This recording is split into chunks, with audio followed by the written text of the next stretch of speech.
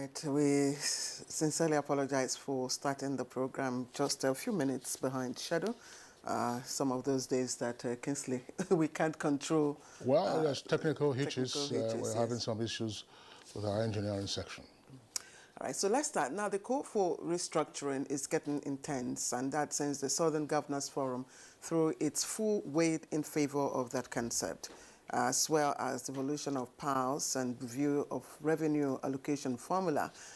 This all came to light after the meeting in Delta State, which has now become known as the Asabara Code. That's right, Claire. Now, in part one of our conversation on Good Morning Nigeria yesterday, Thursday, guests gave diverse but related perspectives to the kind of restructuring they would like to see in Nigeria. So one of our guests on the program yesterday is Mohammed Kabir Isa. He is a professor of governance from the Department of Local Government and Development Studies, Ahmadu Bello University in Zaria. He explained that restructuring from his perspective is multifaceted, and that is, it could be political or either economic. Now, for Professor Isa, restructuring means realigning existing structures to meeting existing realities. Well, another guest on the program, Mr. Festus Oguche, who is a constitutional lawyer and social advocate, noted that restructuring refers to the reorganization of the system of governance, while also pointing out that the subnational entities in the Nigerian Federation can, at the moment, barely fend for themselves. According to Oguche, restructuring can also be looked at from what is on the exclusive and concurrent legislative lists and what adjustments might be made.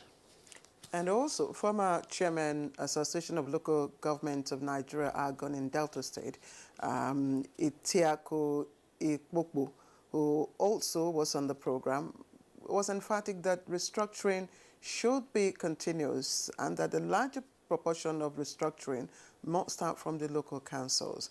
Now, he says the strangulation of local government areas is becoming excessive as they are unable to function effectively in delivery of development at that level. Of course, Claire, the chairman of the Abuja Municipal Area Council, that's AMAC, Honorable Abdullahi Adamu Candido, was also our guest on the program. In his view, the quest for restructuring, the federal government must listen, as it were, to the yearnings and agitations of ethnic nationalities who are clamoring for equity and justice in the Nigerian Federation. According to him, the National Assembly has a key role to play in actualizing restructuring of governance structures in the country. All right, so it is crystal clear that restructuring means different things to different people. But the questions that are still begging for answers are, what are the triggers for this renewed call for restructuring? And why the compelling need for restructuring at this time? What are the governance structures that needs restructuring? Of course, we shall have a panel of guests again today who will provide answers in the course of our conversation. It's Good Morning Nigeria, and once again, we welcome you to Friday's edition. I am Claire Adelabu Abdulrazak. And I'm Kingsley Osadola. I join my colleague Claire to also welcome you to the program.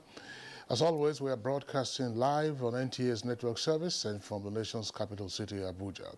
Our complimentary segments of newspaper review and business will follow in the course of the program. In the meantime, let's now join Comfort Amodu for the morning news. Good morning, Comfort.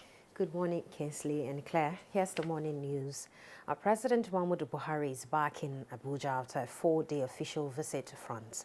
It was reported that the president was received on arrival at the Nnamdi Azikiwe International Airport by his Chief of Staff, Professor Ibrahim Gambari, Acting Inspector General Police Usman Alkali Baba, Director General Department of State Services Yusuf Magaji and other senior government officials.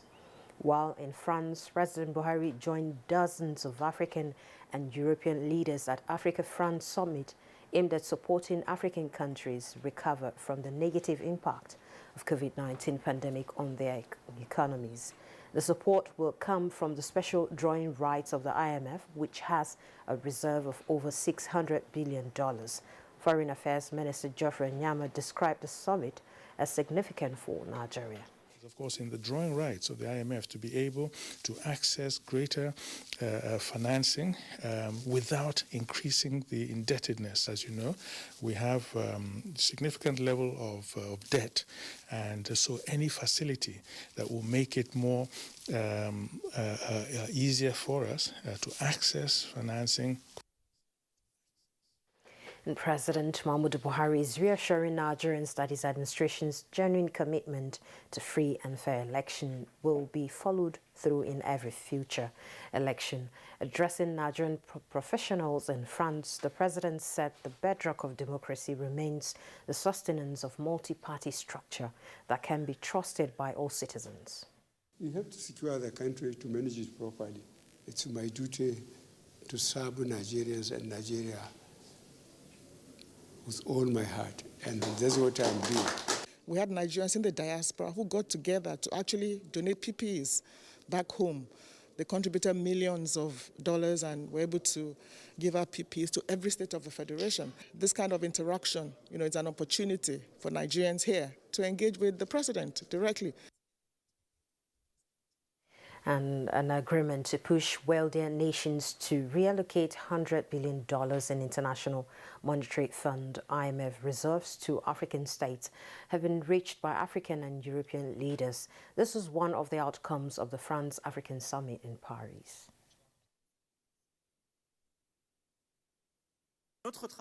Our work in the coming weeks will be to convince others to make the same effort as France, starting, of course, with the United States of America. Revenues are down, expenditures are up, and debt is high.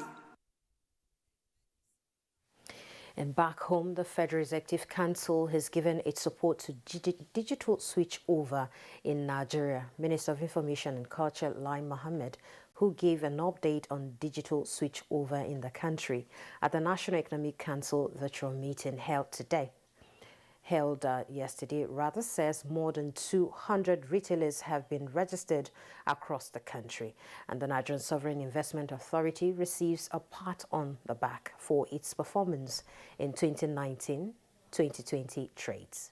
Attracting additional investment into the industry. The Vice President will be holding a meeting very, very soon.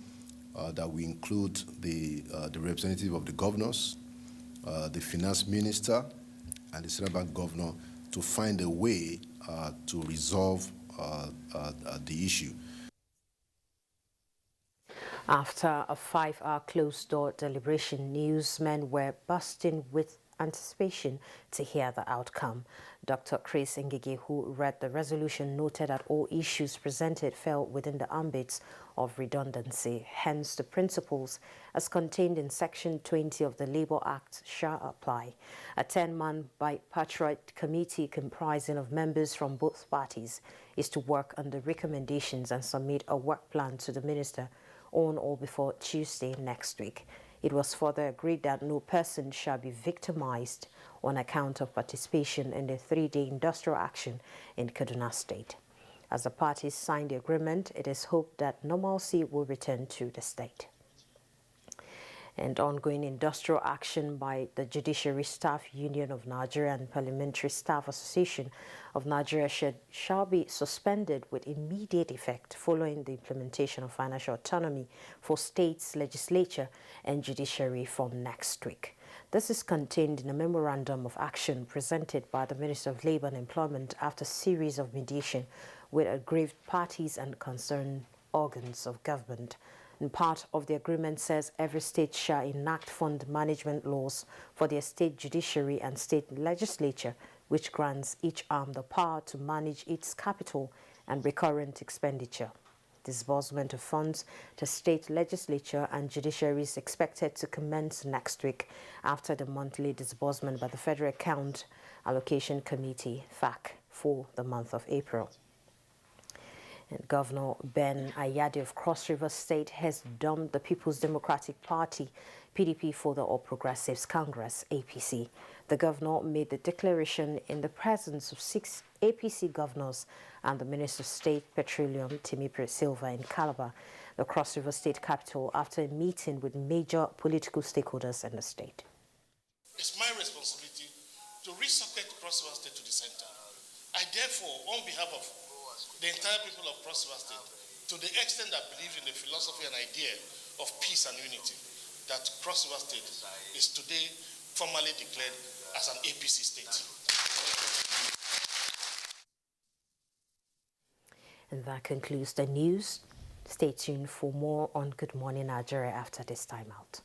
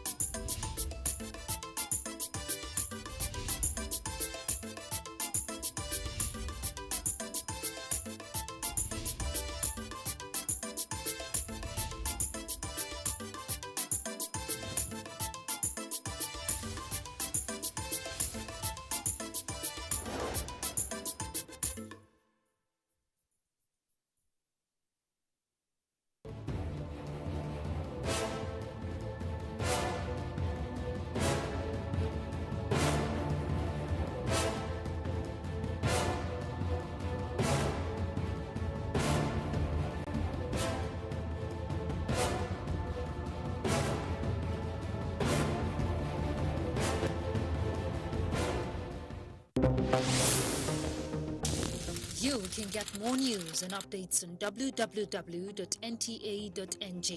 or follow us on our Twitter handle at NTA News Now. You can also like us on Facebook at www.facebook.com/NTA Network News, and also stay connected and subscribe to our YouTube channel at www.youtube.com/NTA News Online. Also remember to watch our news live streaming at www.nta.ng/live.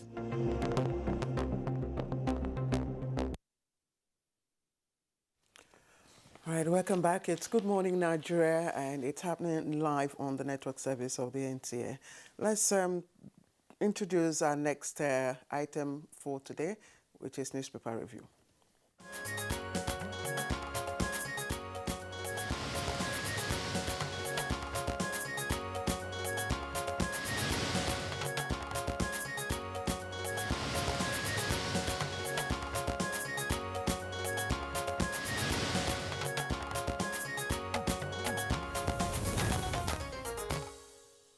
Right, our newspaper review by TB is unavailable for the session this morning. So my colleague Claire and I will go through the headlines and then take out a couple of them for analysis or comments before we wrap up the newspaper review segment. I have the Daily Trust newspaper. Below the nameplate, they have the following headlines. Zamfara farmers must work on our farms before theirs. This is according to the leaders of bandits. They say Zamfara farmers must work on our farms before theirs. Bandits leaders. That's page 6. Southeast governors to IPOB and MASOB give us 6 months to negotiate with the federal government.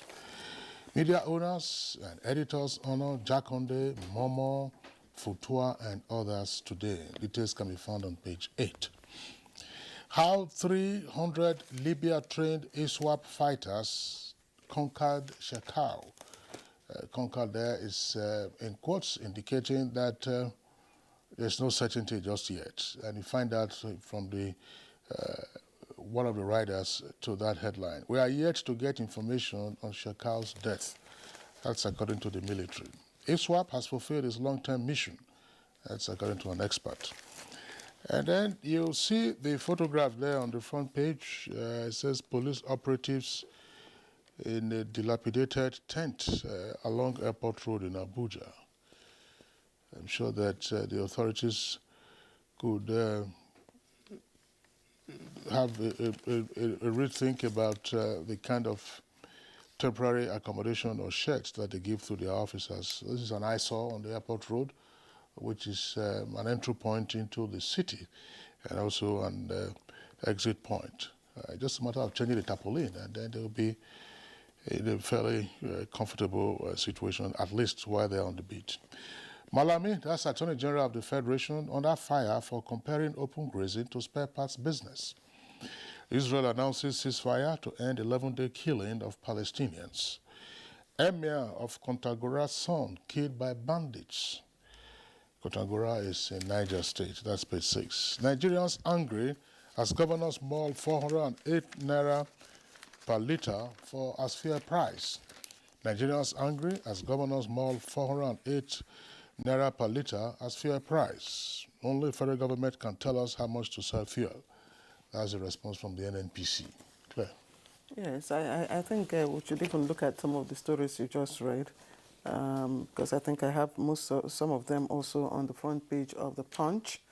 But the Punch is leading with the open grazing spare parts comparison, and it says Malami under fire, Sakeredolu South stakeholders lampoon AGF, and it comes with some riders there. Comparing open grazing to spare parts sale betrays terrible mindset. That's Sakeredolu.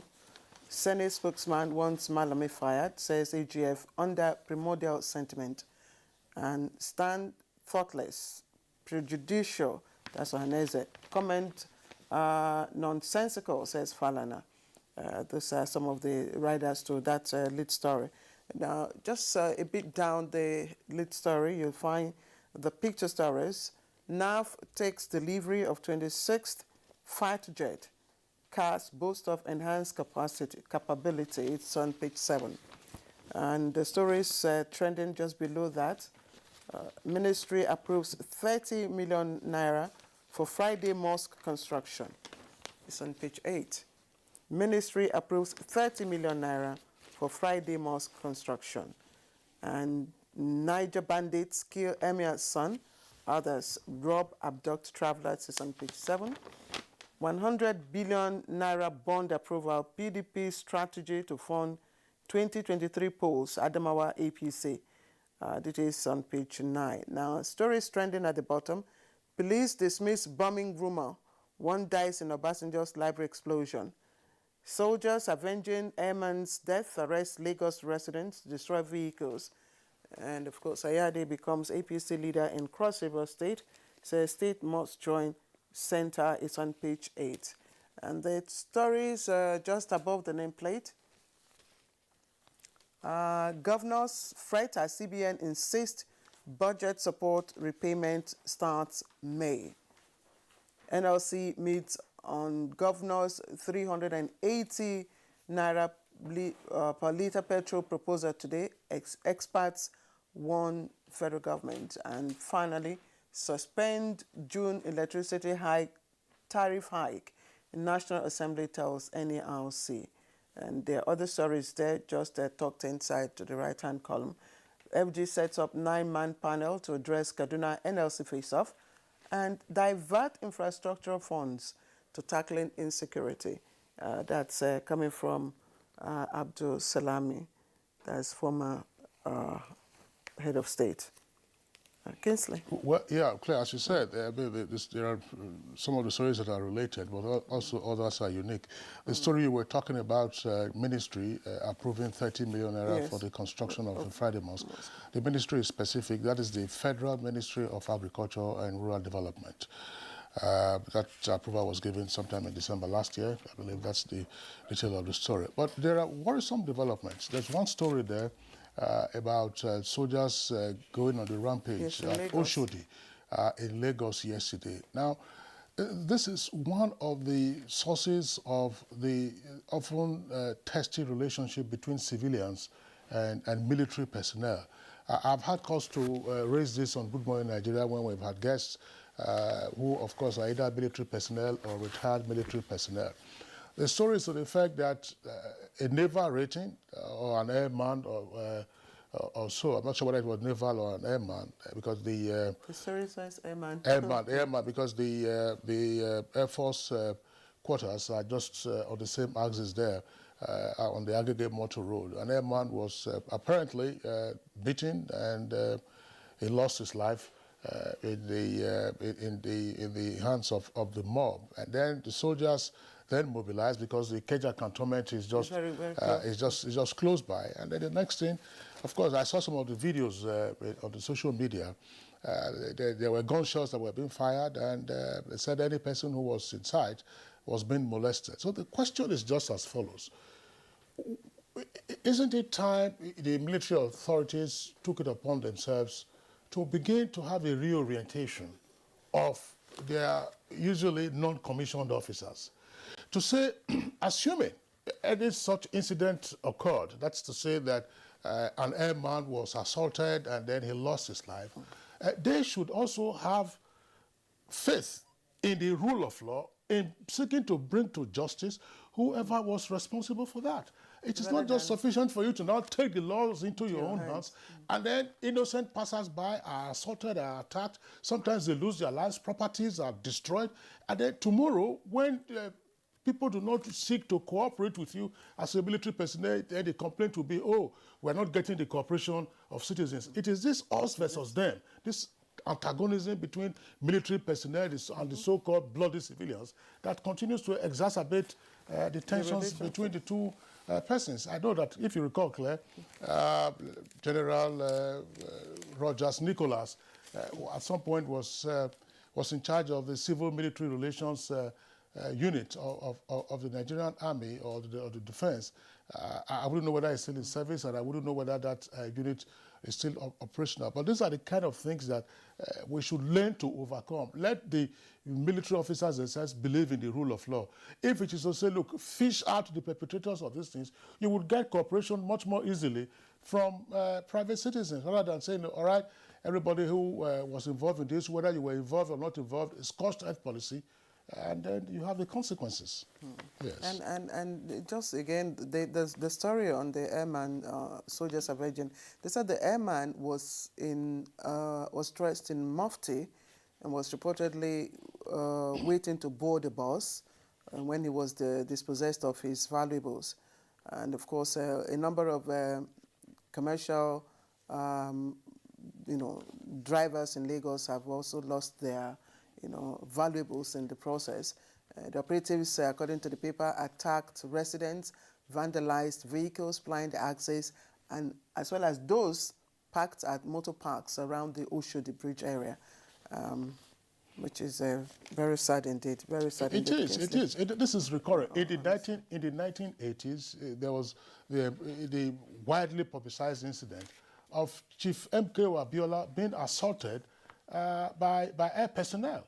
That was also in the Ikeja there, and I recall then that the then military president, said that it was a case of mad dogs who were doing this. But more than 30 years later, I think that we ought not to be seeing or hearing about this kind of incidents. Let the military also demonstrate that they have faith in the rule of law, and that persons who engage in any act, whether the officer was in mufti or in uniform, can be fished at and brought to justice. I am positive that will be done, Kingsley. Sure. Of course, if they are to, hold their face up, high up. Now, another interesting development, Kingsley, I'd like to also mention is the setting up of a 9-man panel. Some said 10. I think some of the, people said 10-man panel to address the Kaduna NLC face-off yesterday.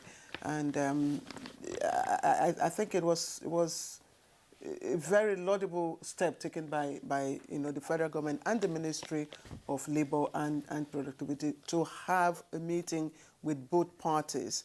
And there is a timeline now of 1 week within which the committee set up is to submit its report and of course the issues resolved. Yesterday, I happened to, have witnessed, the preliminary sitting between both parties, and it was cordial, although heated, and our correspondent did file his report. I think it's a laudable step that we've seen.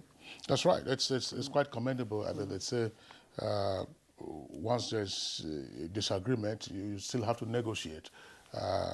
It's also interesting that the Kaduna State government has now agreed to be part of it, because earlier their condition was that services must be restored in Kaduna before they participate in the talks under the auspices of the Federal Ministry of Labour and Employment. So we'll see how it goes. We cannot be preemptive in terms of what the details of the negotiations and outcome would be. But two other stories very quickly. One on the front page of the Daily Trust newspaper says, media owners and editors honor Jakonde, Momo, Funtua, others today. Now, this is a very significant development because they are having a day of tributes today in honor of very prominent journalists who've passed on in the past 1 year. They include Issa Funtua. Issa Funtua, of course, was a life patron of the Newspaper Proprietary Association of Nigeria. Alhaji Lateef Jakonde, former governor of Lagos, was also former president, first president of the Newspaper Proprietary Association of Nigeria, also Guild of Editors, very well-known journalist. Tony Momo was Minister of Information. Of course, he passed on recently. There was also B.C. Lawrence and a host of other. I think the past DG of FRC and yeah, Ben Egbunan also passed on. Abba Kyari himself, the chief of staff to President Buhari, who passed away last year. Of course, he had his career in journalism at the New Nigerian newspapers. So, may their souls rest in peace, while those who will be paying the tributes, of course, will listen out to what they'll be saying. This other story about Zamfara farmers being asked to work on the farms of the bandits before theirs. Well, again, we're all security experts, but this just tells you that the bandits apparently are in plain sight. If bandits are demanding that farmers must work on the farms of the bandits before they go and work on theirs, it means that there are persons who are telling them, no, these persons are visible and their own farms can be located. So what then is the difficulty, apparent difficulty, in going after the bandits or even going after their farms? Kingsley, that's $1 million question that I don't know. We use Naira. Let's say $1 million question. $1 million question. Yes. And as they say, the answer is blowing in the wind. You didn't comment on the lead story about the purported killing of... Well, I mean, that's Shekau is the cat with 9 lives. I don't know how many times it's been reported in the past that Shekau was killed, his body displayed, and then he was said to have been another body double. So nobody really knows. And it will not surprise most persons if a few weeks down the road, it comes up, he issues the statement, circulates the video, and he says, no, he's not dead, and so on and so forth. So whatever it is, I mean, what will his death mean? That's a critical question. That's a critical question. Yeah, what will his death mean? Exactly. Yes. And it's good that the military has said, look, we have not received any detail. So this story is not emanating from... The other story about governors pitching in on the price of fuel, some persons would argue that these are some of the signs of the dysfunctionalities that we're having. Is it the business now of state governors to be making suggestions as to the appropriate price for petrol? I mean, let's face it, there is a PPPROA that has been set up for that particular purpose. NNPC itself is there. So who is this latest, czar, as it were, to not be saying, no, this is the price we're going to pay for petrol, 408 naira per litre. I mean, that's worrisome. All other things remain constant. Well, I don't know. Well, it is understandable that the argument is to say, look, we cannot continue with the subsidy regime, because the more subsidy you pay, the less money that the governments would have to share. But what about fixing our refineries? We want to hear the suggestions of the state governors on how to get our refineries to work. All right, maybe that's a topic we'll probably take up on Good Morning Nigeria. If you've just tuned in, you're watching the program. It's live on the network service of the NTA. We'll take a short break. We'll be right back.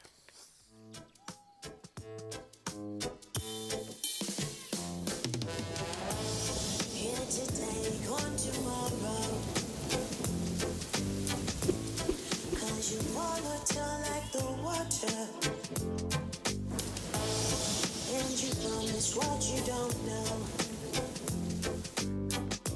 Sometimes it's right and then it's so wrong.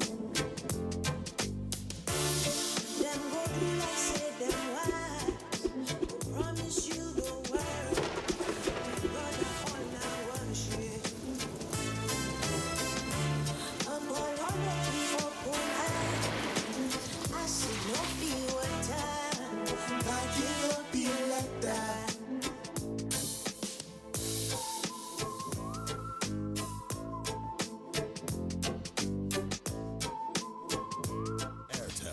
Smartphone Network. At the first sign of pain, you need a solution that you can trust to provide effective relief and is gentle on the stomach. Try Panadol Caplets for relief from headaches, body aches, and fever. With Panadol's Optizorb formula, the tablet gently breaks down in the stomach, quickly absorbs, and starts providing pain relief in 15 minutes. For fast and effective pain relief that you can trust, try Panadol Caplets. This has been Medifact for Panadol.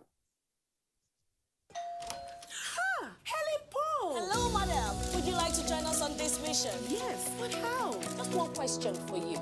How do you keep your toilet clean? I use regular detergent and bleach for washing and removing yellow stains. I have been using it for years. Oh, madam, the regular detergents and bleach are used for washing clothes. To disinfect your toilet properly, you need Harpic 10X. It is specially made for germs and stains remover. Harpic sticker formula settles on stains and gives 10 times better cleaning compared to regular detergent and bleach. Wow! Now I'm convinced, Helen Paul. Really? Yeah!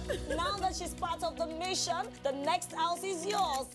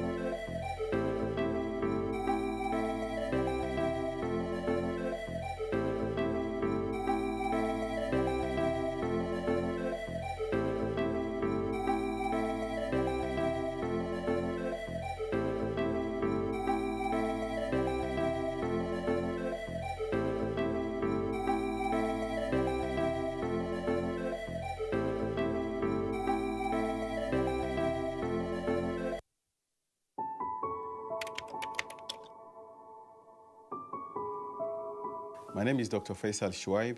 I am the Executive Director and Chief Executive Officer of the National Primary Healthcare Development Agency. Earlier today, I took my first shot of the AstraZeneca vaccine. Despite all of the delays, all of the doubts, here we are, Nigerians can finally access the vaccines. I hope that Nigerians will come out and get these vaccines because these vaccines are safe, they're effective, and they truly work. Over the course of the next few weeks, we have to continue wearing face masks. We have to do social distancing. But I know eventually once we're able to get herd immunity, then we'll be able to stop all of these non-pharmaceutical interventions. To get the vaccination, you should go to the NPHCDA website. There's a link on there that you click and you can register and schedule exactly where you want to get your vaccine.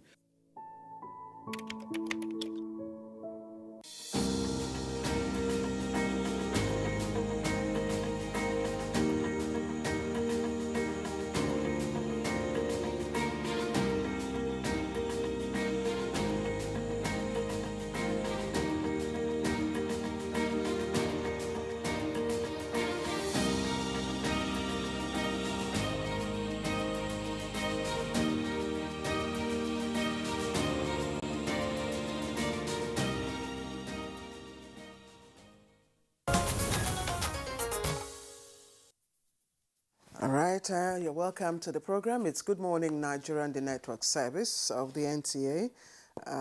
Yesterday on this program, Kingsley and Yusuf Nadabu were joined by guests who, of course, discussed restructuring and matters arising. Our backgrounder this morning, just to take us to our conversation, will be on excerpt from that conversation. Now, you need to have a structure of representation and participation that ensures greater engagement and involvement of people at all levels of decision, be that at the federal level, or at the state level, or at the local government level. I'll give you an instance, for example. There are places up till now since 1999, elections have not taken place in part of Nigeria, particularly in Taraba, for example. In Usa and Taku local government, there are territories where elections have not taken place at all since 1999. That is a hotspot of violence and insecurity in Nigeria. We are in the process of ensuring that the entire Nigerian structure is in our hands. primary health care is the function of local governments. So if primary health care has failed in Nigeria, it's because the primary health care of the local government has failed. And you ask why? Financing. The truth of the matter is that the issues of restructuring cannot stop at the states. The larger proportion of restructuring must start from the local government. Okay. And until that is done, we may not be able to move forward. We'll just run in circles as a country.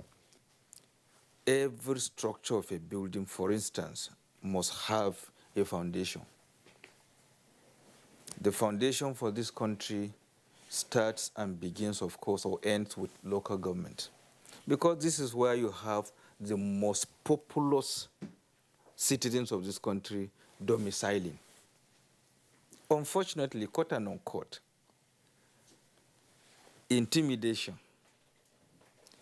bringing down all that has to do with local government has always been the bane of what I have experienced in the last 5 years of my stay as chairman of a council.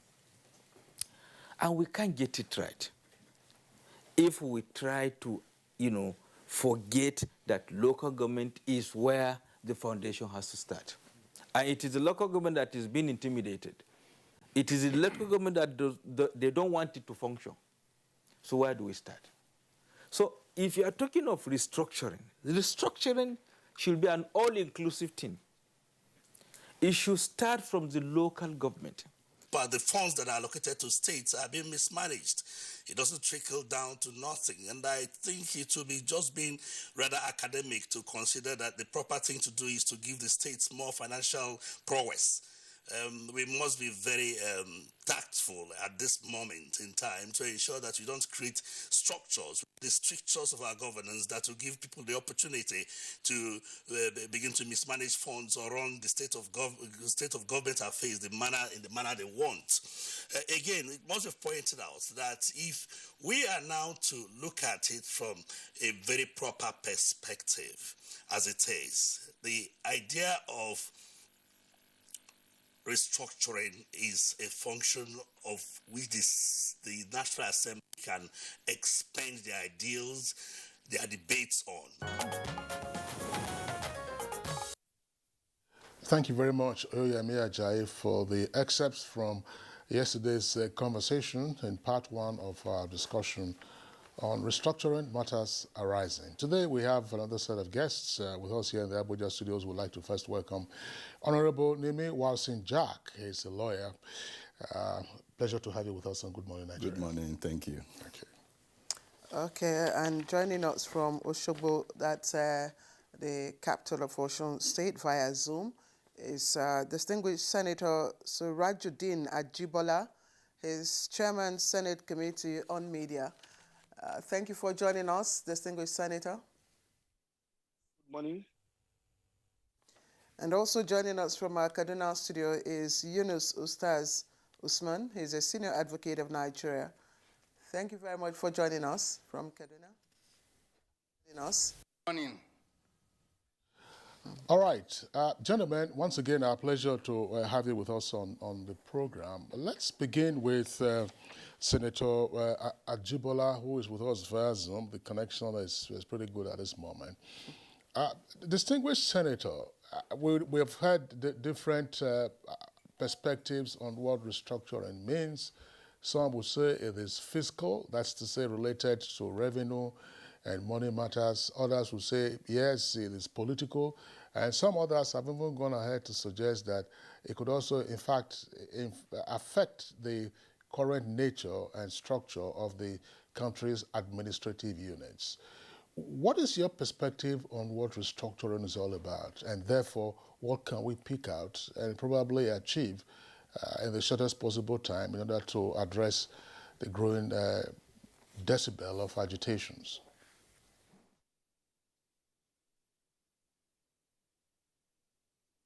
Is to start with what is the purpose of governance and whether the existing structure has been able to achieve that structure of governance. By under the existing constitution, section 14, subsection 2, paragraph C, says that the primary purpose of government is security and welfare of the people. As of today, it is not debatable that the country is challenged, not only in terms of provision of security, but also in terms of welfare of the people. The question is, how do we approach this issue of ensuring we have a government that is capable of delivering on these very vital needs of governance? One, I would say, without any fear of equivocation, that the founding fathers of the country decided solemnly at various conferences held in London, Lancaster, and everywhere to adopt a federal system of government. But unfortunately, since the incursion of the military in 1966 and solidified by the 1979 Constitution and subsequent constitutional effort, what we have rather seen is that we have a unitary system parading in name as a federal structure. This manifestation is such that practically all matters, all decisions are taken at the national level. But the whole essence of federalism is to allow for the heterogeneous society to be able to have some measure of autonomy in terms of their economic, social and cultural advancement.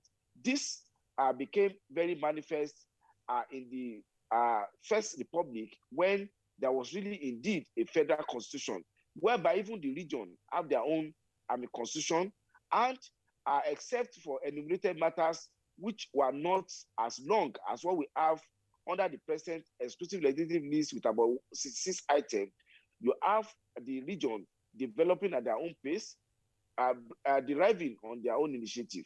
As it was today, apart from the subject matter given in terms of legislative and legislative competence to the national legislature, which appear to be pervasive, we have also seen a balkanization of the so-called federative unit. Hardly will any of the 36 structure plus the FCT be able to sustain governance as is expected and as required.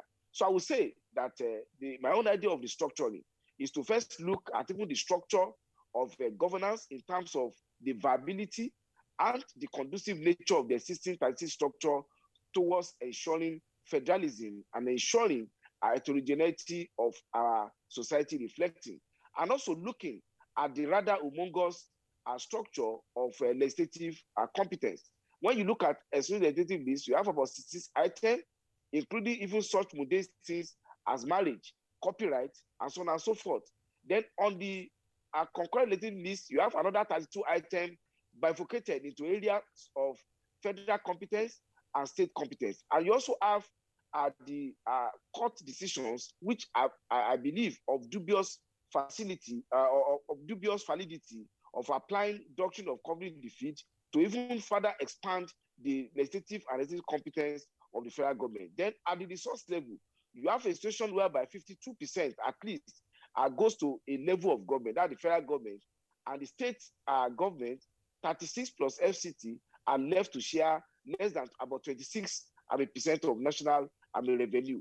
You also have a gradual erosion of even the principle of autonomy in terms of derivation and in terms of utilization of their creative ingenuity to be able to raise resources. You look, for instance, the crisis we have about mineral resources and the question of gold mining in Zamfara, and it's also rearing its ugly head in my dear state, Osun, as to the appropriation of almost all areas where resources could be harnessed for development by the federal government, with the challenge of the bureaucracy being too expansive and being incapable to be able to attend these challenges. Then in the area of security, how do you deal with a unitarized police system having at the most 5,460 police formation to take care of 200 million Nigerians with an expanse of land as huge as we have in this country here? So we need to think out of the box. Various challenges that we are confronted, and some of us who are comfortable with the present arrangement should also be challenged by the tensions already on ground on the need for us to readdress the way we are governing ourselves, the cost of governance, the structure of governance, and making governance amenable to the realization of the goal of security and welfare of our people. All right. Thank you, Senator Surajuddin Ajibola, for your opening remarks. Let me also, since we are on the Zoom, let me go to Kaduna studio and get Yunus Ustaz Usman, Senior Advocate of Nigeria. Your perspective. The Senator has given us his own personal perspective to what restructuring is. Maybe we could look at it from the legal perspective as well. Thank you very much. I've listened carefully to the distinguished senator. You see, one of the greatest mistakes we are making is that we think that restructuring will only come by gathering everybody together at the center to tinker out some provisions of the Constitution or debate endlessly. No, that is not. Restructuring can be done by the inbuilt constitutional provisions itself. For instance, Section 214, subsections 1 and 2, and then subsection 215, subsection 3, that provides for the establishment of the Nigerian police force that must be a federal institution, can be devolved to say the states will have power to create their own police with a view to curbing the insecurity we have today. But that must be done with caution, so that the states, some of the states won't use it to fight against the federal government police or federal government security system. And the way it is to be done is simply this. You give a proviso that in case of any conflict between the provisions of the state laws regarding the establishment of their police force units and the federal should prevail. Then, one of the greatest mistakes, particularly what I hear from some senior citizens with the greatest respect at my command, is that we try to say restructure, you say Buhari restructure. But Buhari has no power to restructure except we are not reading our constitution. Look, the power to amend the constitution is given to the National Assembly under Section 9, subsection 1 and 2. Buhari has no power there. In fact, we still have a case at the Court of Appeal where I said even the president has no power to sign the constitutional amendment if the National Assembly and the state assemblies have made the amendment. That is still at the Court of Appeal, Lagos Division. But everybody, including those we expect with respect to know, are saying Buhari restructure. Buhari has no power of restructuring. You are misdirecting your channel at a wrong target. Section 9 gives the National Assembly. So if you have anything to do, anything you want to be done to the Constitution, to amend the Constitution, which is what everybody, whether we hide it or not, is what everybody is saying, please apply to your representatives at the National Assembly. And in any case, most of our governors are not even willing for what we call restructuring. For instance, Buhari has issued 3 key executive orders. Executive Order 10, saying, look, state governors must comply with the judicial financial independence. Until yesterday evening, when I heard on the NTA network news that the governors say, yes, they will now do it, but gave a rider that's subject to some legal impediments. There is no legal impediment under the Constitution. There is no legal impediment under Section 121, subsection 2 and 3 of the Constitution. It says directly, whatever money belongs to the judiciary must be given directly to the heads of court. The same Section 1213 says whatever money belongs to the houses of assembly must be given to them directly. So there is no impediment. If we are talking of impediment, then that is political impediment, not legal impediment. So, but the irony of it is that everybody is saying, Buhari has not done. Blame your governors first. The governors are not ready for restructuring. Even the state houses of assembly, unfortunately, when this order was given, some of them were saying, no, we are satisfied. Local government, Buhari said local government must have the autonomy. Most of the local governments are gone. Local government, this thing, say we don't want. I've never seen a situation where if I'm a slave and my master says I'm giving you freedom today, I'll say, no, I'm not ready to go. Look at these things. Blame the appropriate person. Then throw your targets at the appropriate quarters. Bring your grievances to the appropriate quarters, which is your representatives, that is the legislative houses. We are all reading the Constitution upside down.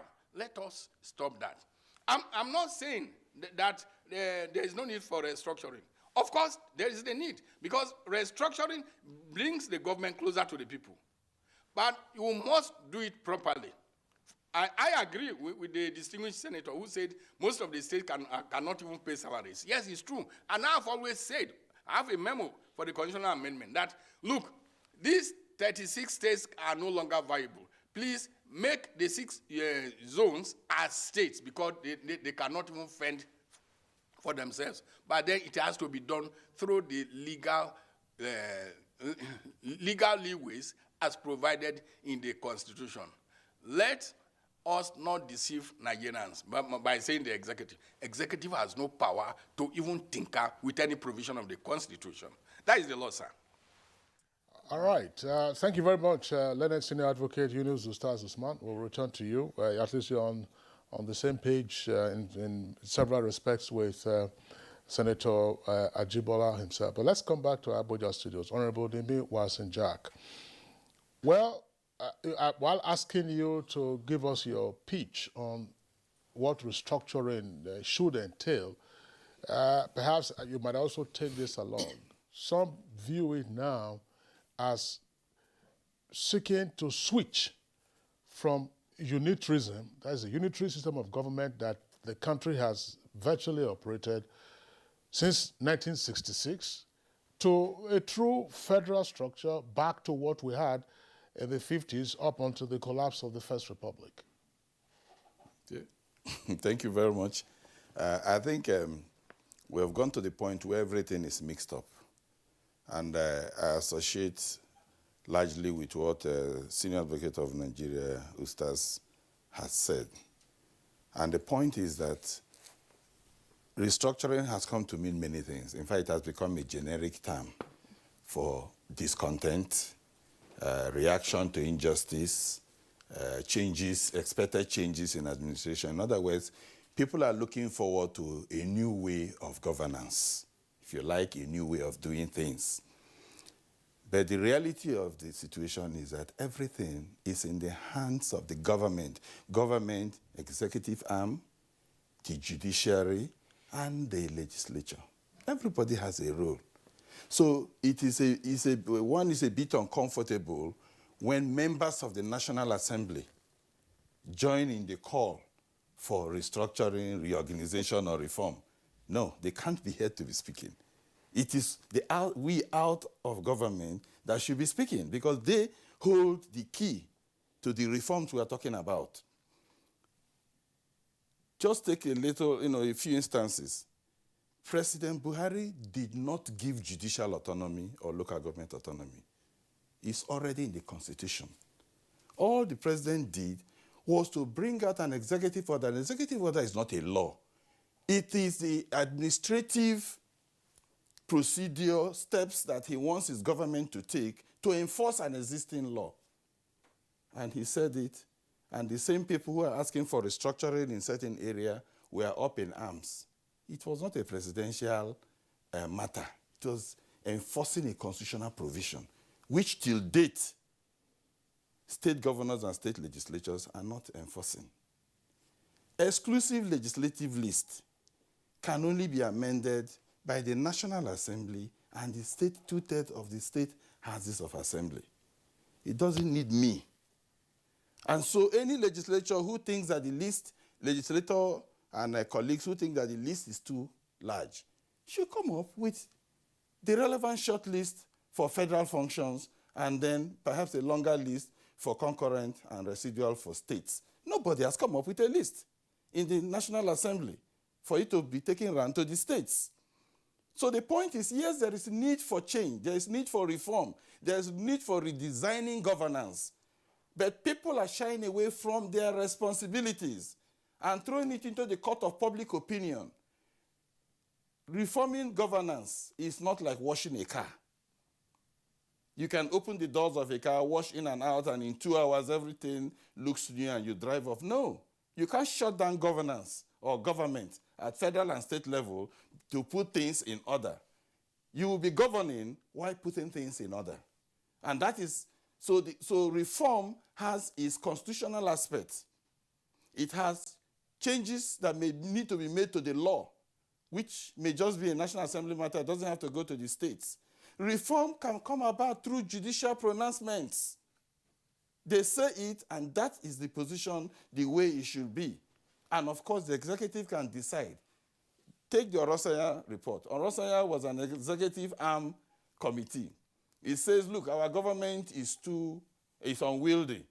We should bring it down. In other words, we should restructure the federal government. That's what it said. And the federal government accepted. Both the past government and the present government says the report will be implemented. In other words, the report is saying that we will restructure the way we do business. Now, it is possible, therefore, that the federal government on its own will decide that, no, we no longer want to take responsibility, let's say for agriculture. So we play down everything about agriculture. Here is an executive bill. National Assembly, please take agriculture to remove it from the exclusive list. We want to let the states deal with agriculture.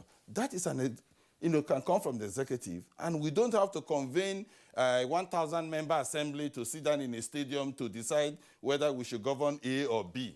That's the point you're making. So, yes, we should change, but please, people should live up to their responsibilities. If you have been elected, do the work for which you have been elected. If you've been appointed into an office, follow the laws that establish your organization or institution and deliver service, and people will not complain.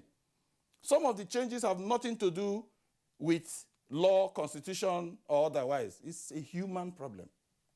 It's a human problem. And we have a big problem with what you call citizens. And some of us have argued that there are very few citizens. The non-citizens, when I say non-citizens, I mean Nigerians who don't act as citizens have overwhelmed the real people who want to act as citizens. Federal character, for example, appointments and the rest of them, whether political appointments or pensionable appointments, are made by human beings at various levels. And these human beings have guidelines. The rules of the public service are clear. The laws establishing your organizations are clear, so your mandate. But people sit down at board meetings and do things contrary to public service rules and to their own to the law establishing their own organization. In this Abuja, a federal government establishment quarreled with another federal government establishment. And when the attention of one organization was drawn to the fact that what they have just done was against the public service rules, an appointed public officer stated that his organization, a federal government institution, was not governed by the public service rules. And then when another organization, the chairperson of another organization spoke, another federal government agency used gutter language. Are those constitutional matters? Those are things which individuals will just do the right thing in the interest of the greater majority of the people you are serving. And justice will be done, people will be satisfied, and if they're not satisfied, they believe that changes could be done. But when there's impunity all the way, then some people have no alternative than to begin to demand for the type of changes that are difficult to come by. Sorry. Yeah, go ahead. Please. No, I was just wondering. Honorable Nimi, you've made a number of very interesting points. Try to get our focus on what should be done and the responsibility for both the citizens and then those who already have the institutional authority to also get this done. But it is useful, I believe, that for those institutions that ordinarily could get it, let's say the National Assembly or even the executive arm, it is useful for them to hear from the citizens because they are not going to legislate for themselves. For them to have, as it were, a bouquet of demands to say, look, these are the items we want to address. These are the issues that hurt us at the moment. And as you also rightly observed, virtually everything now is on the plate for restructuring.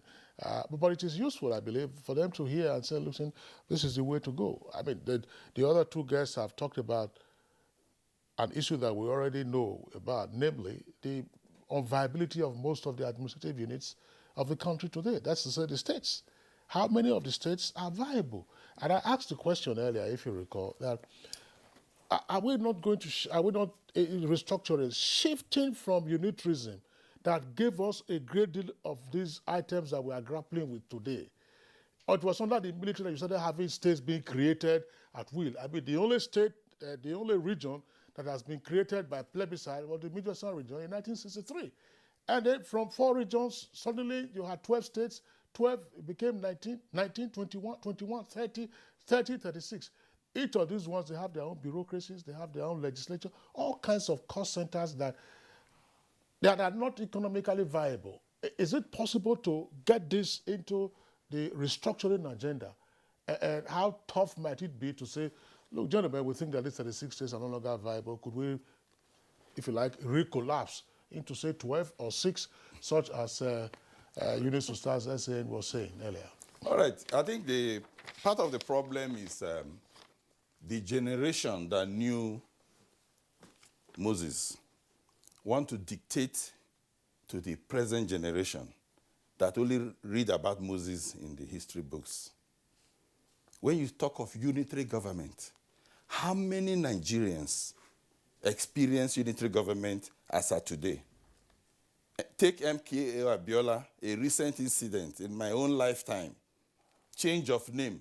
The people who protested against the change of the name of the institution were people who were just kids when Abiola died. So when you talk about unity, you romanticize unitary government, it will have its advantages, merits in the history books. How many Nigerians today understand this, how to operate a unitary government? The parliamentary system that we inherited at independence, how many of us living today know how to operate that system, apart from what we watch on British Parliament television? The presidential system that came in when we had become adults, we studied in school, and we are now to practice. We can't practice. We can't deliver on it. It's obvious. So now people are asking that we should go back to a system that we did not even study. We are just being told that that's what it used to be. And then how many federations in the world have failed because they practice federalism and not unitary system of government? So this idea of holding on to, putting the blame on something can't work. You have a system. Study and practice that system. Make amendments and corrections as you go along, and you will perfect the system. Now, as to state creations and development, anybody who argues that state creation has not aided development is not being fair. Specifically, I knew when Imo State was created. I knew when Benue State was created. I knew when Bayelsa State was created. Owerri, Makurdi, Yenagoa were villages. They were not cities. Today, they wear a different look. I say thanks to state creation. The discussion yesterday highlighted the fact that there are parts of this country where people have not voted. In other words, it's saying that there are parts of this country that there has been no road network, no sea transportation, no electricity, no pipe-borne water. There are. Those people may not see development until either we give them a local government of their own, or perhaps one day they will have a state government closer to them. So it has nothing to do, our present situation has nothing to do with creation of states. In fact, creation of states has opened up the opportunities for development. It has given us the capacity to develop more leaders. It has given even leaders, citizens and leaders greater opportunity at governance. So yes, instead of 20 legislators for a formal, say, East Central state, today you have the Eastern states and some of the South states combine their legislators who have more opportunities. This is elementary science. But with due respect, if the people cannot govern themselves financially, the federal government cannot be blamed. There are many countries in this world, we don't need to name them. There are many countries in this world that don't have oil. They don't have any mineral you can boast of. But just because perhaps maybe they have the seashores, they are thriving in one form of tourism or the other and raking in income. Some people are just a hub for others. So every state, all it takes therefore is that people then have to now decide who do we bring to govern. I was a young person when the election of 1979, Awolowo, Zik, Shagari was held. Political rallies were not about dancing. Political rallies were for explanation of policies. And political rallies were open to non-party members. We used to attend. We heard that Awolowo was coming to a city. We used to attend. Or Shagari was coming. And they will address you on economic issues, what they want to do to improve the lives of people. Today we go to political rallies and we vote for the person who smiles best, who dances better than the other, and then we turn around and expect that the economy will be improved by a man who had never managed a budget of 10 million naira, and suddenly he has 15 billion naira to manage, and we expect him to perform miracle. We're demanding too much. So I think the state creation is not to blame. Rather, we need to improve our capacity in governance, and we, the voters, also have to change the criteria, the parameters for electing leaders. And that will take me, thank you, Honorable Nimi Wilson-Jack. That will take me to my next question, indeed, which you have preempted, of course, with your last remarks. Senator Sirajuddin Ajibola, given the generic nature of restructuring and, of course, the multifaceted items that people are asking at the moment, is that really the problem? Is that really our problem? Or is it appreciable, quantifiable, and quality governance? It cannot have quantifiable government without having a proper arrangement for governance. And I say this with all sense of responsibility for those that have said that appear from the two previous commentators that National Assembly is passing buck. It's unfortunate that possibly many of our people who have concern for governance don't even follow up on development. Next week, that is Tuesday and Wednesday and Thursday, there will be SONA hearings all over the country on constitutional amendment, and the enumerated subject matter include, among others, those of the things that have been enumerated in this place. And that includes issue of federal structure and governance and power devolution, local government administration and local government autonomy, public revenue, fiscal federalism, revenue allocation, constitutional provision for the establishment of state police, judicial reform, adjudication of election petition, and so on and so forth. These have been published in national dailies, and the public hearing will be held. And to talk about insulation of the president from the process of constitutional amendment, I beg to differ with learned senior advocate of Nigeria, and who has also, I think, incidentally served as Attorney General, just as I've done. The role of executive in shaping and reforming law cannot be overemphasized. I've served as Attorney General in my state, and I know that the executive also have a role to initiate legislation for reform. Section 9 of the Constitution on Constitutional Amendment does not insulate and does not take away the executive from also initiating processes for constitutional amendment. That is not to say that presently the National Assembly is not embarking on aggressive effort to ensure that the country is carried along in constitutional reform efforts, and that can be seen in the SONA hearing that will be holding across almost all the states of the Federation on Wednesday and Thursday of next week. But then there are two ways by which bills are initiated in the National Assembly and any state legislator in Nigeria. One is by way of executive bill, and the other by way of private member bill. I'm talking for myself. I know I've also introduced private member bill in the area that touches on restructuring. One, in the area of state police. I think one of my other distinguished colleagues, Senator Eke Kuremadu, has also introduced a bill.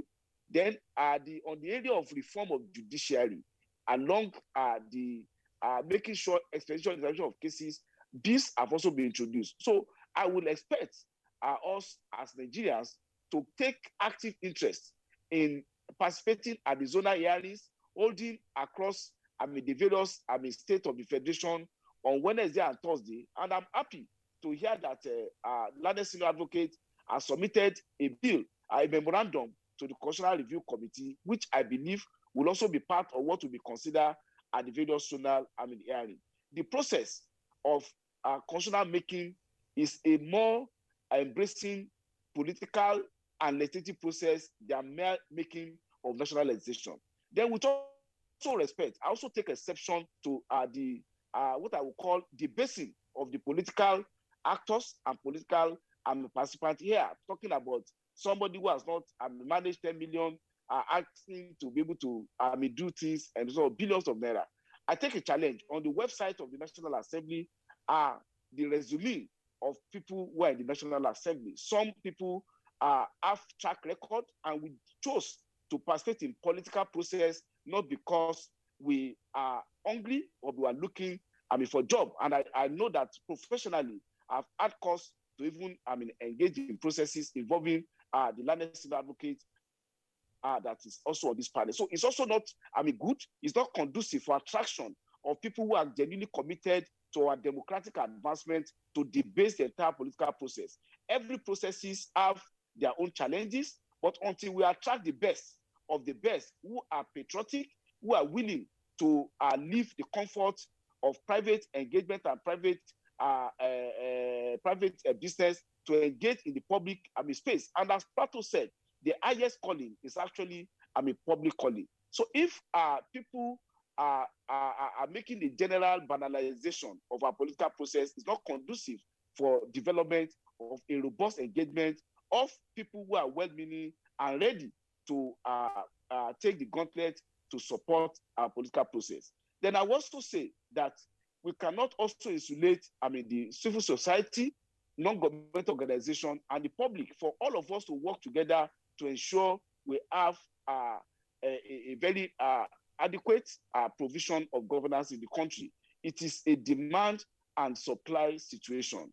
The question of having qualitative governance can also not be insulated from a political process where those who have the ultimate decision of picking the leaders choose to pick the leaders on the basis of primordial sentiment, on the basis of financial inducement, and on the basis of pure sentiment, rather than looking at the credentials and the commitment of those who have brought themselves forward for representation. So it is an all-embracing process, which I believe we must also look at the structure of governance. On the question of creation of the states, the thing is that it's not development is not just about about villages coming to cities.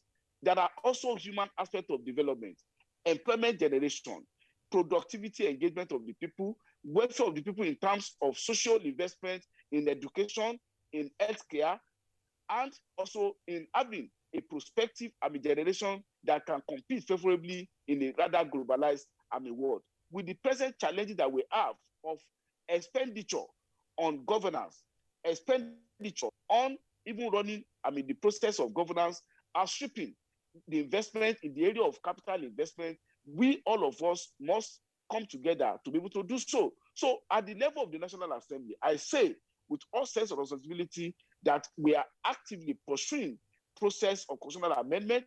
We have also made beneficial legislation in the present National Assembly that address issue of economic reform and addressing the question of how we tinker with the existing imbalance in the economic structure of the country. Of fundamental importance to note is that we have been able to ensure that public expenditure is tied to development. But then the challenges are still there. Presently, we have a situation whereby unless we look closely at the cost of governance, it will be at the expense of being able to deliver on the most needed capital investment that we have. And looking at the 2021 budget, for instance, you have a situation whereby about 5.9 billion is appropriated for the current and the current expenditure, about 3 billion also going into servicing debt, leaving just about 4-point-something billion for capital investment. So the question of structure of governance is also germane, and it is a gradual process to ensure that we're able to get the balance in favor of capital investment, which in the long run will be able to support the new development of the people, create necessary job outside the civil service job, and the new productive engagement of our people that will also assist in the area of addressing the problem of insecurity. At the idle's hand, they say it's a devil's workshop. So it's an holistic, challenges, and the buck must not stop with us. Yes, we have a very huge responsibility, having been elected, having sworn to uphold the Constitution, and having committed ourselves to uphold that particular purpose of governance, which is security and welfare of the people. And of course, on the issue of the state police, I believe definitely we cannot continue on the unitarized police structure in Nigeria. Yet there will be challenges, and everywhere in the world, there are also the challenges of the abuse of power. In fact, as far back as 13th, 14th century, in English cases like Antic and Carrington, there have been issues about how do you ensure that people who are given coercive power don't use same to the treatment of people, particularly those in opposition. But on the balance of scale, you cannot say because there's propensity for possible abuse, they will throw the whole benefit of having a well-secured environment that would be given to us by a decentralized police structure. In fact, as a mid-gap, I've also introduced a bill to say that the existing Nigerian police structure should be decentralized along zonal line, so that you have, for instance, 2 or 3 states within a particular zonal command that will be able to be budgetarily and operationally be autonomous, and then have zonal advisory council, which will comprise of stakeholders, not only elected representatives, but community leaders, religious leaders, and other stakeholders in those zones and society. So it's a whole debate, a whole engagement that will continue, and ensuring that we're even talking about this means that we are making some progress in the advancement of our society. All right. No, we'll pause and then ask you to respond, because Yunus Ustaz Usman, senior advocate, is in Kaduna, and he may wish also to respond to some of the points that you have made, as well as, of course, what Senator Ajibola has just said. Leonard, senior advocate, if you wish to respond to the matters arising from their comments, that's fine. But I would also like you to take this along. Now, the argument has been, as you have said, and Senator Ajibola on the one hand talks about the unviability of the current administrative units of the Federation, namely 36 states of the Federation. And you said, look, let's collapse them into 6. But there's also the counter-argument that the federal government at the moment has too large a chunk of the revenue, some 52-point-something%. Is it possible that if some of that revenue, that percentage, were to be taken to the states for their governance purposes, that those entities, which we now refer to as unviable, could then become viable?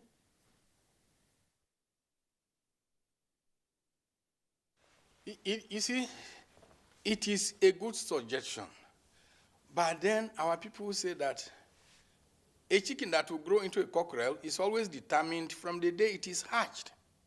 If the state governors are already not allowing the local governments, which is the basis, to exist financially, most of them are confiscating the allocations that are meant for them, and even pocketing the state legislatures, because as we speak now, quote me, most of the state legislatures are not even functioning as state legislators. It is what the governor wants them to do that they do. In such a case, even if you give them more money, the governors will not allow these things to flow, to come to the grassroots. You see, the basic way of getting resources to the grassroots is through the local government and the state legislative houses. But these ones have been hampered, have been tampered with, to the extent that the president had to give an executive order that, look, allow these people to have their allocations directly so that they can get closer to the people and function well. It is not a bad thing if the constitutional amendment being thought of now by the distinguished senator and the rest. So we think about the revenue allocation formula. That is not the problem. But the problem will be that how do you ensure that even the state governors who manage them for the states? For instance, Sir Edwin Clark, the man I respect so much, yesterday said, look, the allocations given to our state, the South-South, were given to the governors because there was no provision then that it should be given to an organization that could manage it properly. And that the governors confiscated these things without having any evidence to show that these things were utilized for the states. I have no quarrel if it is tinkered with, but then how do we, and my question is directly, sir, to the distinguished senator, who is my learned brother, how do you ensure that the state governors, state governors, and quote me anyway, I'm an old man, state governors are the ones not helping this country? It is not, we blame federal, without thinking of where the problems start. The problems of the collapsing building start from the structure. We are not looking at these things genuinely. Most of our governors should act with respect, state manly, and know, I warn, and know that if you misuse a kobo not meant for you, buy a karakose for your children, wallahi, those children will be destroyed in your presence. Sekusman, thank you very much for your contribution. Gentlemen, Honorable Nimi Wasanjak, you give us your response when we come back from this very short break. Please do bear with us. You're watching Good Morning Nigerian Network Service. Let's take a short break. We'll be right back. Recently, both the president and vice president demonstrated leadership by being among the first Nigerians to have the AstraZeneca vaccine administered to them on live TV for all in the country to see.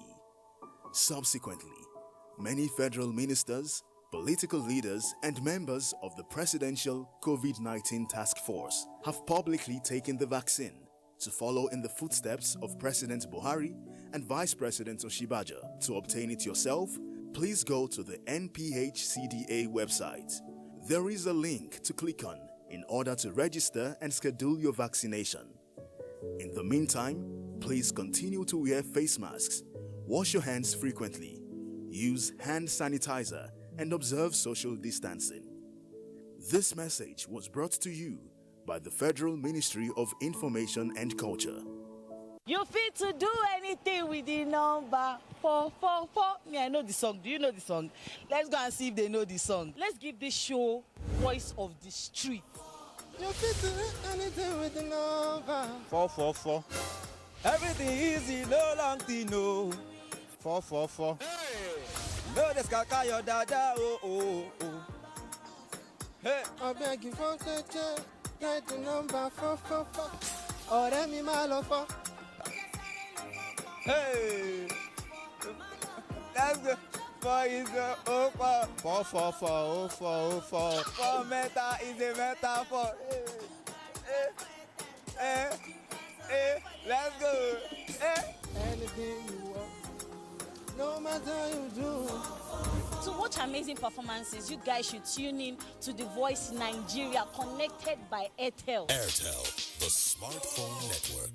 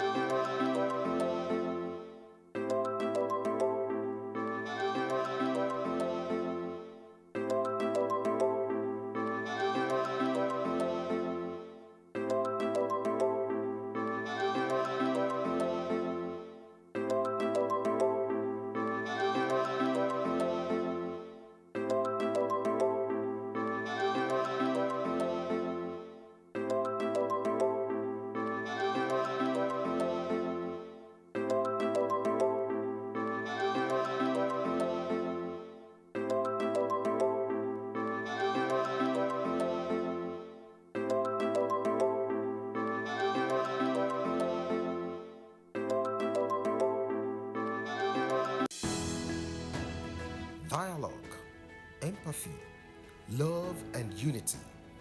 These are vital components of nation building.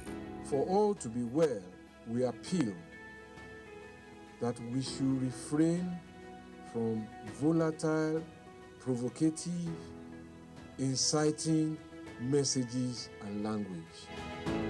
Let's build and not destroy.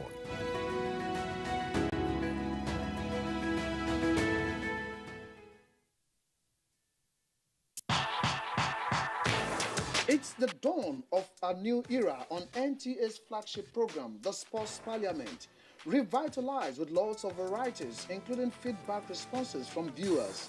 Sports Parliament, the weekly sports show that exposes all the intrigues in the Nigerian sports sector and projects an agenda on the way forward for Nigerian sports. On NTA every Thursday at 10:30 p.m., running for 1 whole hour, discussing sports. The parliamentarians are more committed than ever to enlighten the viewers as the Sports Parliament takes it to a whole new level on the floor of the House. Keep a date with the Sports Parliament as motions are moved every Thursday on the floor of the House. Mr. Speaker, with his gavel to harmonize sports resolutions. The House have it.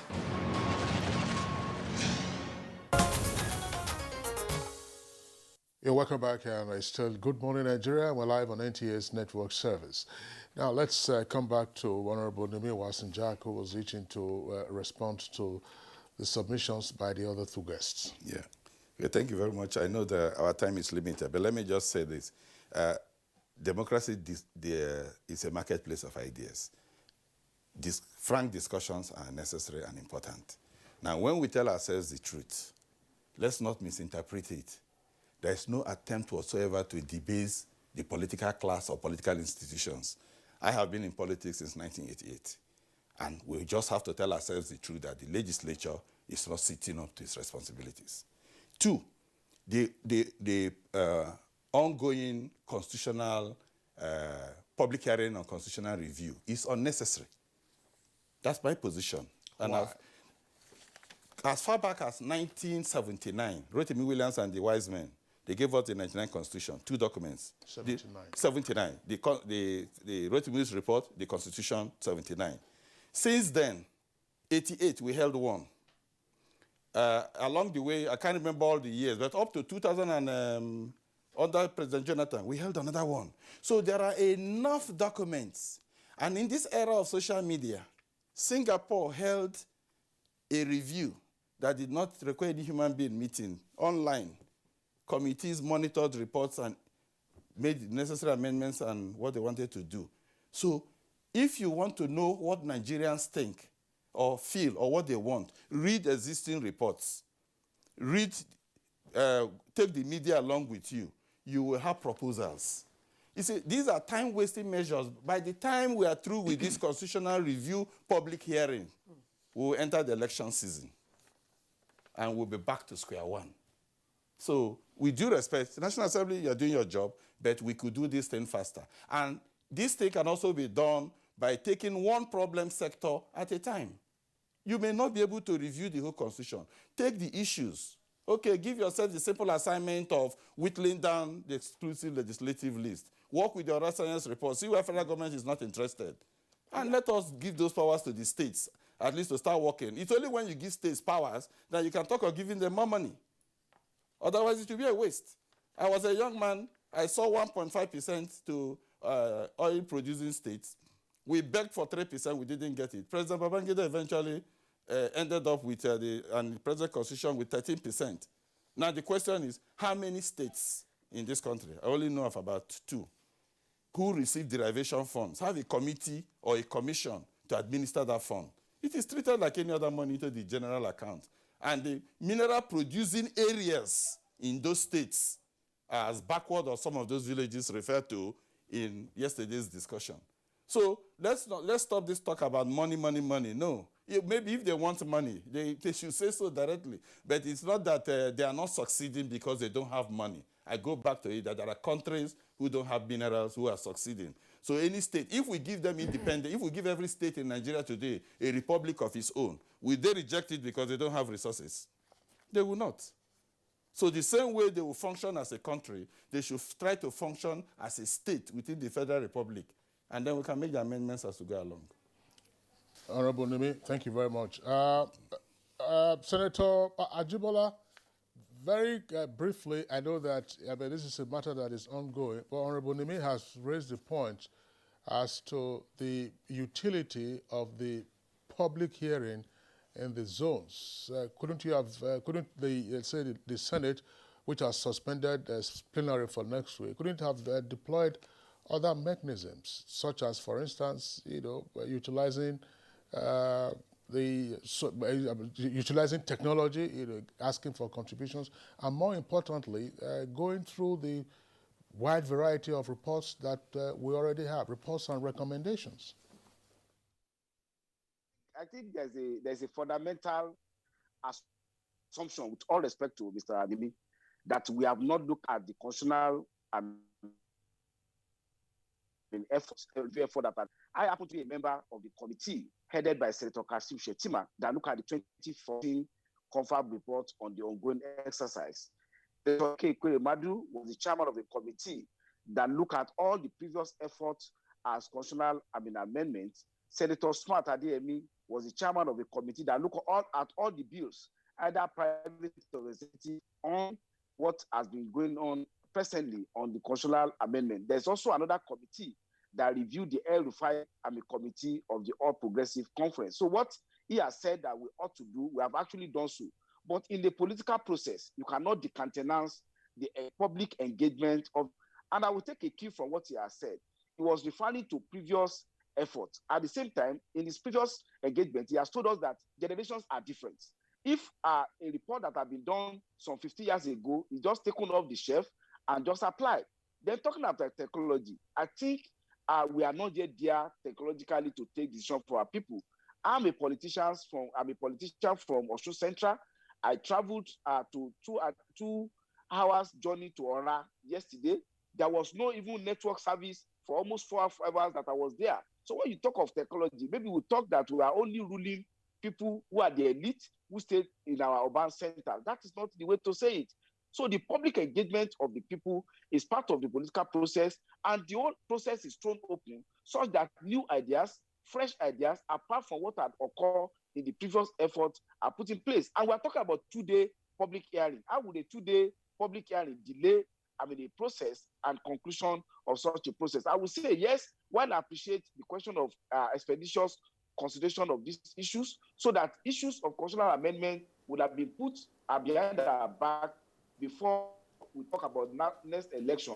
We cannot decountenance in the political process the public engagement of the people in a direct manner, and then only limiting the choice for the elite who have access to all these technological gadgets that we are using. All right, distinguished Senator, thank you very much there for your explanation. I just wanted to clear, you and I were on set last week when we had amongst our guests the governor of Plateau State and the governor of Ondo State. And we're talking about one of the ways to also fast-track the issue of constitutional amendment, to say, look, there are reports all over the place. Couldn't you get the Secretary to the Government of the Federation and the SSGs of the various states to look over this, to look through these documents, and then just come up with a distillation of the issues, not more than 2 pages.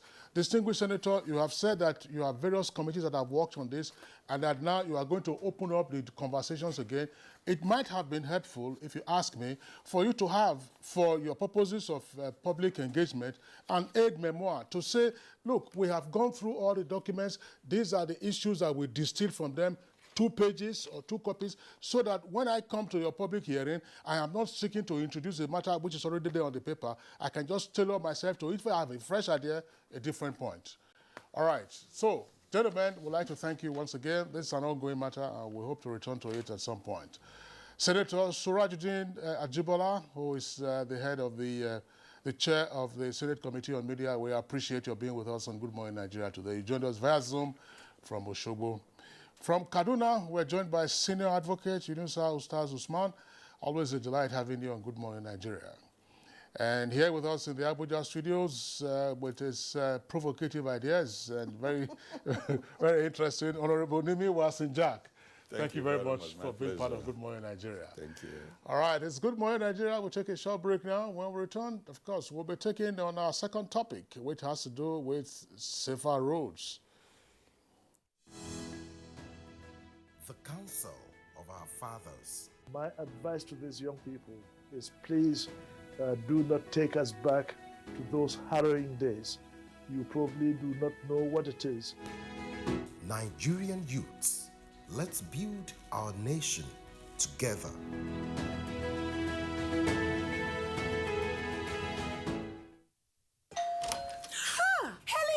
Hello, madam. Would you like to join us on this mission? Yes, but how? Just one question for you.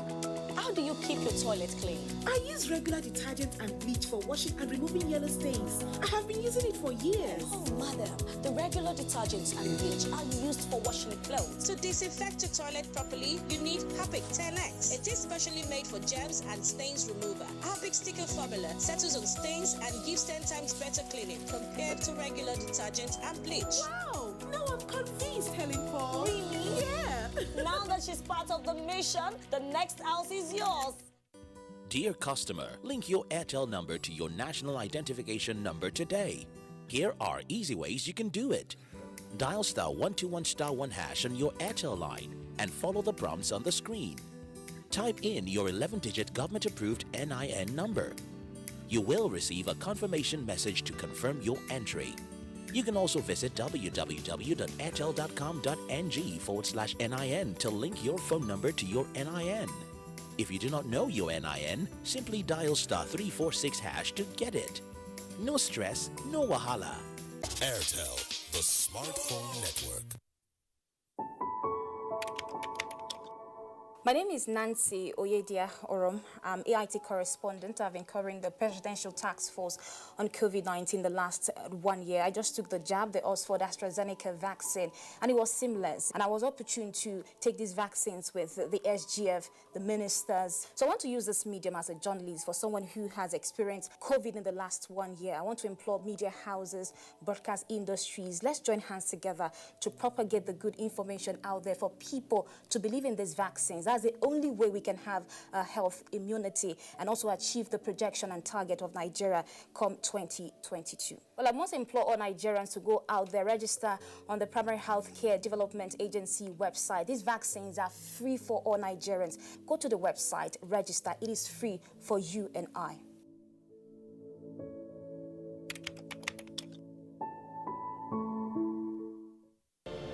These days, people get their news and information from more media sources than ever before.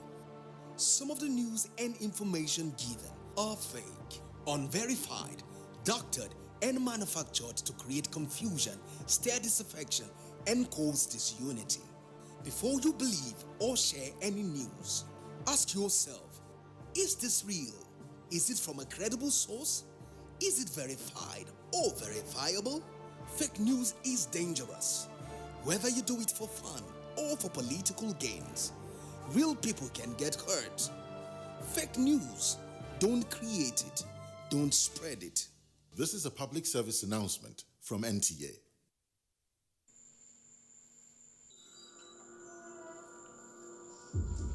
Life can be very eventful. We curiously expect things to happen, even when we don't know what. Our human nature makes us like and repost lots of information. Some are unverified, inciting anger and hate. Sometimes innocently, other times the urge to break it first. This, in most cases, has caused destruction in many nations.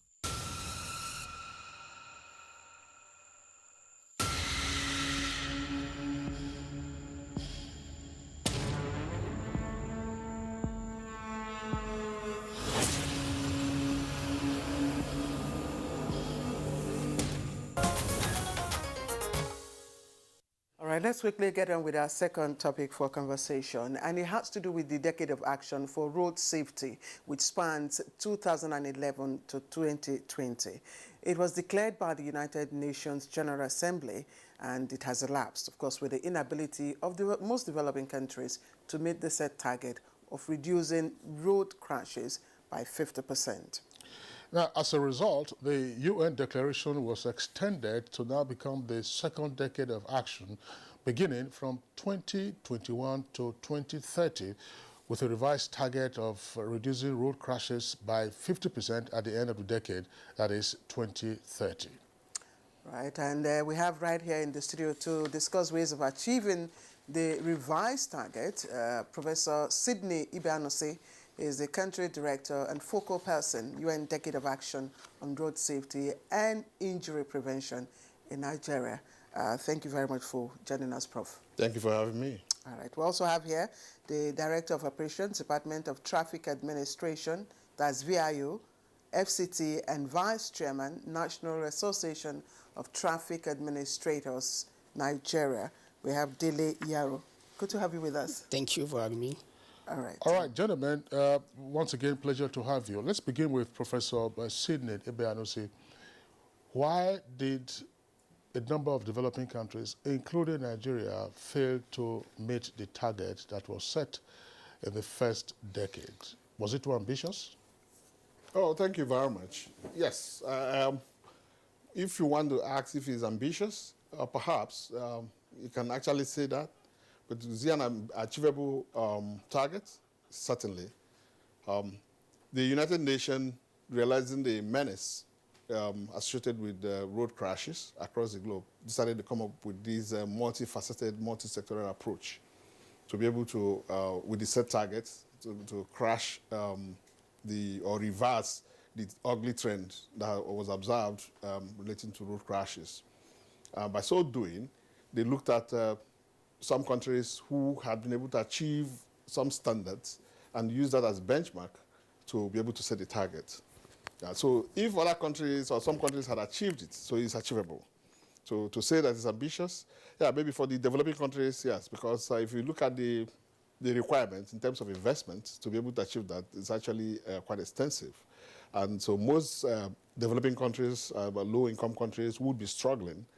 However, the multi-faceted approach is such that if you bring all the sectors involved in road safety administration into play, then you realize it's something that can easily be achieved. Because over 90%, perhaps, or maybe slightly more or less, of road crashes are preventable because they are related to human errors. Human errors, and that is what, you don't need money to do that. The money may be in terms of advocacy, in terms of education, information, and engagement of all the road users. Often people tend to blame only the drivers. It's not just drivers. It's a driver's problem most of the times, but you have other road users. The passengers, they have roles to play. The pedestrians, they also have their own roles to play. And then now talk about the cyclists.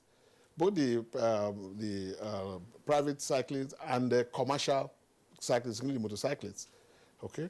So they contribute to this. And if the investment in terms of information dissemination, advocacy, is targeted to this class of persons, then you should be able to achieve that 50%. So it's something that's realizable. Then the other expensive aspects in terms of roads design, designing safer roads to meet global standards, and road infrastructure, because those roads, not just building a very nice wide roads, these have to come with necessary infrastructures so that you have roads we call forgiving roads. So that perhaps if the crashes happens by whatever reason, then the persons should be able to survive those incidents. And then, of course, apart from the roads, you talk about the vehicles. The vehicles have to be in good form in terms of design with the requisite safety measures. They're all part of it. And then the other aspect, which is the post-crash response. The crash has occurred. That, again, is expensive. That requires that the Federal Ministry of Health has to put a system in place so that when the crashes do occur, there will be immediate response to rescue the victims resuscitate them, and take them to the appropriate centers where they get quality service, and then that require them to get back to their pre-injury condition. So it's a very achievable target. If you look at the low-hanging fruits, which is targeting at the road users, information dissemination and all that, and changing attitude, okay, then, but if you look at the other aspect of it, requires a huge investment or some extensive investment. And to that purpose, we thought that it should not be left, or the United Nations believe it should not be left to government alone. So it requires having the government, having organized private sector, and then, of course, the civil society group. In developed climes, most of the road developments actually funded from the private sector. The government provides enabling laws and policies and the guidelines, and then the private sector plug in. And that's what they do, and they've invested so much in it. And I think if we adopt that approach, we might be able to reduce the pressures on the government, because it's quite an expensive venture. Okay, let's just put you on hold for a while and bring in Mr. Dele Iyaro. Prevention, they say, is better than cure, just before we get to the hospital aspect. And I know that your duty principally is also to prevent, such accidents from happening by ensuring that vehicles on our roads are roadworthy. I know your men are doing quite well, but most times they prefer to see the paper worthiness of the vehicles rather than, looking at, checking the cars themselves. If you go around Abuja city, for instance, you see many vehicles that are not roadworthy. So, I mean, what was the issue with our not meeting the target? Thank you very much for this question. Let me say this by drawing your attention to the fact that our functions is to inspect the vehicle, to make sure that the vehicles are roadworthy. Just like the professor mentioned, that the impact of the aspect of the vehicle, the driver is another aspect of it, to prevent the road crashes that may lead to injuries and death on the road. Let me say this, that you can see we have the first computerized inspection center in Abuja. You understand? And the essence is to make sure that the vehicles we have on the road are roadworthy. The issue of our officers going to check people on the road is the secondary aspect of our functions. The major aspect of it is for us to inspect the vehicles, and that is the condition, the health of the vehicle itself. And the person behind the wheel, that is the driver himself driving the vehicle, must be sanitized too. His state of mind is okay.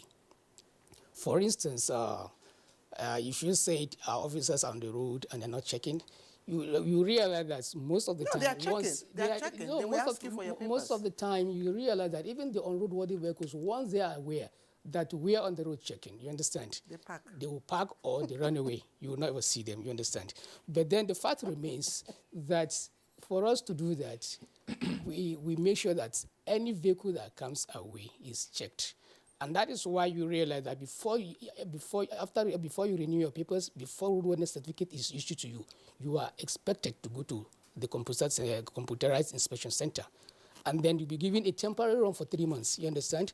And then once that is given, you have to be there within 3 months to make sure that the vehicle is checked thoroughly, including the emission, that is the gaseous emissions, and the braking system. Every system is checked, and before you are given a certified certificate to make sure that the vehicle is roadworthy to be on the road. And if you don't do that, you have the power to arrest you too. So that is an aspect of our job. The essence of our work and our functions on the road is not for revenue generation. I have to erase this from the minds of people, thinking that, when you say VIO, they are revenue generating officers, even at state level. No, that is not our function. Our function is to be sure that, because just like I said, you mentioned it now, if I stopped your vehicle, the first thing you tell me is, my papers are okay, that I've just renewed them. No, it's a secondary aspect of our job. The vehicle is it roadworthy? Because you might be thinking it's a minor issue, and your trafficator is not working. It's not minute, because you'll be passing a wrong message to the person trailing behind you. Because if you want to take a right turn or maneuver to the left, you must show through your trafficator. That is the signal, the common word used for that. And then if you don't translate your intention to the vehicle trailing you, you may likely cause a road crash, because the person trailing behind you may run into your vehicle. So the essence is if the vehicle parts must function very well. That is the lighting system, the suspension system, the braking system, every other system of the vehicle must function effectively. And secondly, the person driving. You know, if your mind must not be impaired. Once you are angry, you are not supposed to be behind the wheel. And anybody But a number of these drivers you see in Abuja and in most Nigerian cities, let's say commercial drivers, those, they look to be perpetually angry. You see, that is what I'm saying. You see, you use discretions. Most of the time when we are apprehensive, when you just come, we read you, you understand, and then to try to know what is your state of mind. You understand? Is your mind stable? It's just like when we have a pilot in the cockpit trying to operate the aircraft. Once his mind is impaired, definitely he will not be allowed to function. Likewise, the driver is the pilot on the road. And definitely he must be 100% inside, at alert, you understand? His mind must be calmed so that you realize that even an individual, let's assume you have an argument with, have very hot argument with your colleague, and then you decide to pick your key, the rate at which you move that vehicle will not be the normal rate. How can we now help? You know, because there's a revised target now. Yes. What do you think needs to be done? Because Nigeria is among the countries that, you know, couldn't meet the target. Yes. What can be done now to... What can be done now is just like what the professor said, through advocacy, education, because the need is the road infrastructure might be there. How are the people ready to obey it? Are you ready to read it correctly? You understand? Your mind must be set. And then to make sure that your attitude on the road is safety conscious. You have respect for other road users, consideration for other road users. Nothing. Now, they're not claiming rights. Because just for example, in FCT now, we have this tax team on traffic light violation. You understand? Even where you are at the road junction, we have traffic light there. And the road light, the light shows you green to pass. You may have the right of way, but you know, for defensive driving sake, you may just be thinking of safety. The person who wants to maybe beat the traffic light, you allow him to pass so that there wouldn't be any crash. Because at a point in time, if you try to argue and then to claim your right, there may be a meeting at a point. Okay. So we have to be conscious of what you do. I mean, safety conscious at all times when we are driving. So with this and with the kind of work we're doing too, we make sure that we play our part and our role very well to make sure that most of the vehicles operating on the road are roadworthy without compromise. All right. Thank you very much, Mr. Dele Yaro. Professor Ibe-Anusi, well, very briefly, because again we are pressed for time, overspeeding has often been identified as one of the major causes of road crashes. And at some point, speeding limit devices were to be installed on commercial vehicles. I wonder why that wasn't required for private vehicles, because private vehicles do get involved in crashes. But they can't talk, sometimes the demands that are made on commercial vehicles and drivers aren't made on private drivers. So what can be done in that regard, plus what other kind of investment is required to help reduce the numbers in terms of annual crashes? Okay, great, thank you very much. And the issue of speed limiters is the idea to use technology to enforce some policy. And it's not a Nigerian problem. It's not a Nigerian affair. It's a global affair. And United Nations actually advocated that. And some countries are already doing that. And the Federal Road Safety Corps actually started implementing that and targeting the commercial drivers first, or commercial vehicles first. And then, of course, it's in phases. The first phase was targeted at the commercial vehicles because they are moving Nigerians from one point to the other, goods and services. And to a great extent, they carry large number of persons. And so if you target them and get it right, and then, of course, you extend it to the private sector, the private vehicles. Prof, you need to conclude your thoughts now. We need to go. Yeah, our main focus is targeting speed now is to reduce speed, particularly in cities, urban communities and the rural communities where people commingle with traffic. And the idea is to have people drive at 30 kilometers per hour within these areas, the communities and all that. And I'm glad enough the Vice President has endorsed it. On Tuesday, we engage him, and this is engagement. And that is what we show him, 30 kilometers per hour. That's the slogan for this year's Global Road Safety Week. Okay, all right, Professor Ibe-Anusi, maybe at some point we have to get back into that. when you're having all the front-wheel drives, I mean, I don't know whether 30 kilometers per hour is realistic. In crowded locations, yes, you just might do that, but how do you attain 30 kilometers per hour? By the time you just rev up a little bit, you can see you're already at 40. All right, gentlemen, as I said, we'll come back to this. Professor Sidney Beanusi, Country Director, UN Decade of Action on Road Safety and Injury Prevention in Nigeria. Thank you for being our guest. Thank you. Dele Yaro, Director of Operations, VIO. Thank you for being with us on Good Morning Nigeria. Thank you, sir. And indeed, that's it for the week on Good Morning Nigeria. We're back on Monday, same time, 7 in the morning. Until then, take care of yourself. I'm Kingsley Osadolo. And I'm Claire Adelabu Abdulrazak. Do have a safe week, and don't forget to continue the conversation on Recipe for National Peace. Bye-bye.